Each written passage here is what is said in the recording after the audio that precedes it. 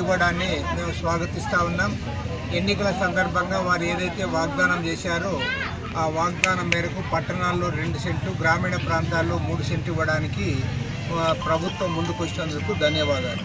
కానీ అదే సందర్భంలో ఆ జీవోను సవరించాలని చెప్పి కోరుతాము.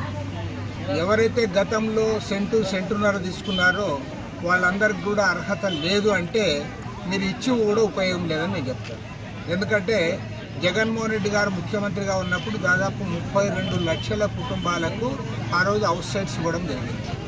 కాబట్టి దాదాపు ఇవాళ 99% మంది ప్రజలకు గతంలోనే ఇంటి పట్టాలు వారి పేరు మీద ఉన్నాయి. వారెవరికి 2 సెంట్లు ఇవ్వను, 3 సెంట్లు ఇవ్వను అంటే మీరు ఈ జీవో ఇచ్చి కూడా వృధా అవుతుంది. కాబట్టి ప్రభుత్వాన్ని కోరేదేమంటే ఇంటి నిర్మాణం పూర్తి కాని వారందరికీ కూడా ఇవాళ మీరు సవరించాలి. గతంలో సెంటున్నర ఎవరికైతే ఇచ్చారో వాళ్ళందరికీ కూడా 2 సెంట్లు, 3 సెంట్లు ఇవ్వాలని చెప్పి మేము కోరుతా ఉన్నాం. దీనికోసం 26 జిల్లాల్లో కూడా వచ్చే నెల 10వ తేదీ వరకు ఈ కార్యక్రమాన్ని మేము ముందుకు తీసుకుపోతాం. ప్రభుత్వం పైన ఒత్తిడి పెంచడానికి అర్జీదారులందరూ కూడా